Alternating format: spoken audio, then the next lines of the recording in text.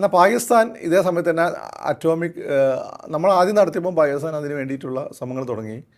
അന്ന് ഈ പറയുന്ന MQ ഖാനെ ഫ്രാൻസിൽ നിന്ന് തിരിച്ചു വിളിക്കുകയും നമ്മുടെ ഇൻ്റലിജൻസ് വിങ് അന്ന് ഡോവലിൻ്റെ പിന്നെ ഗുരു ഖാങ് ആണ് നമ്മുടെ ഇൻ്റലിജൻസ് ചീഫ്. അദ്ദേഹം ഇന്ദിരാഗാന്ധി ഭയങ്കര സപ്പോർട്ട് ചെയ്യുന്നത്.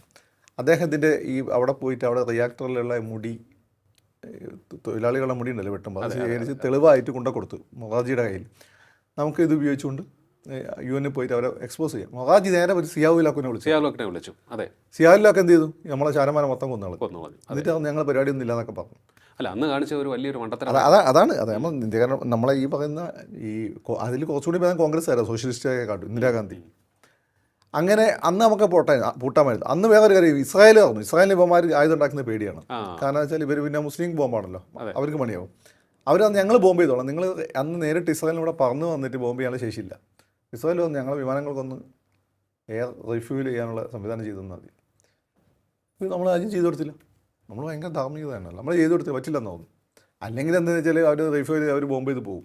അപ്പോൾ നമ്മളെന്ത് ചെയ്യുകയെന്ന് വെച്ചാൽ നമ്മൾ 2 സൈനിക ഉദ്യോഗസ്ഥന്മാരെ വെറുതെ അങ്ങോട്ട് സസ്പെൻഡ് ചെയ്യുക, 4 ദിവസം കഴിഞ്ഞിട്ട് പ്രൊമോഷൻ കൂടി തിരിച്ചെടുക്കുക, പോലീസ് ചെയ്യുന്ന പോലെ ചെയ്താൽ മതി. ചെയ്തില്ല.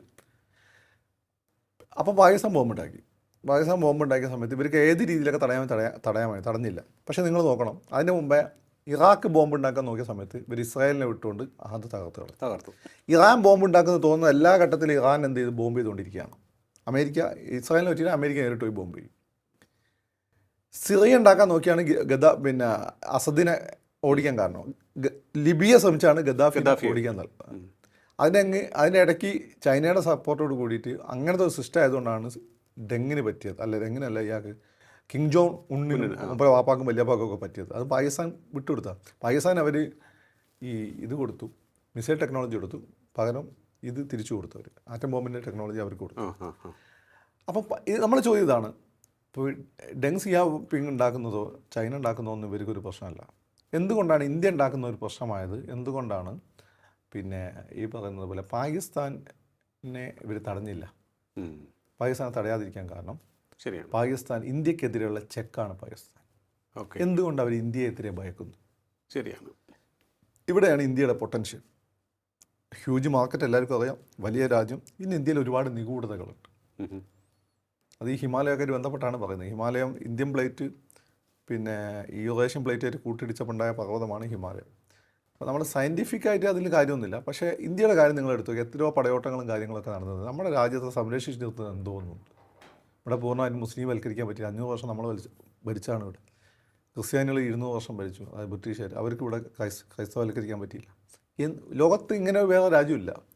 ചൈനയെ പോലും അവസാനം അവർ ആയുധം എടുത്തിട്ടാണ് ഈ അക്രമാരികൾ ഓടിച്ചത്. ഇന്ത്യയിൽ അതല്ല, അഹിംസയിലൂടെയാണ് നമ്മൾ ബ്രിട്ടീഷുകാർ ഓടിച്ചത്. അപ്പോൾ ഈ രാജ്യത്ത് എന്തോ ഒരു സംഭവമുണ്ട്, എന്തോ ഒരു നിഗൂഢതയുണ്ട്.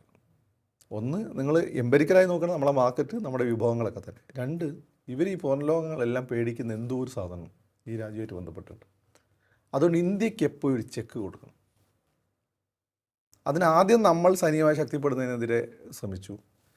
പിന്നെ ഇവിടെ സിഖ് തീവ്രവാദം, ബോഡോലാൻഡ് അത് ഇതൊക്കെ അയച്ചു, അതിനൊക്കെ സഹായിച്ചു.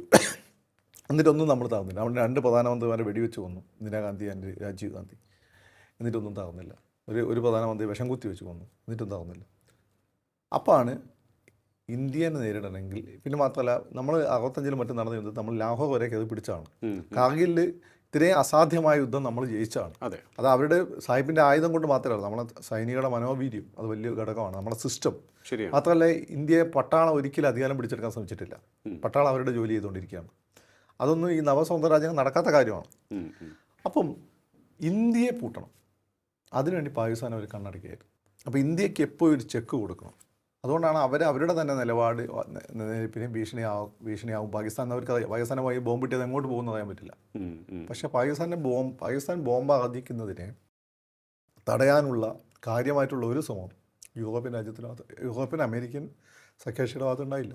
അനുമാനിക്കേണ്ടത് ഇവരുടെയൊക്കെ തന്നെ സഹായത്തോടു കൂടിയാണ് പാകിസ്ഥാൻ ആണവശക്തിയായി മാറിയത് എന്ന് തന്നെ. അതെ, അവർ മൗന സമ്മതം കൊടുക്കുക.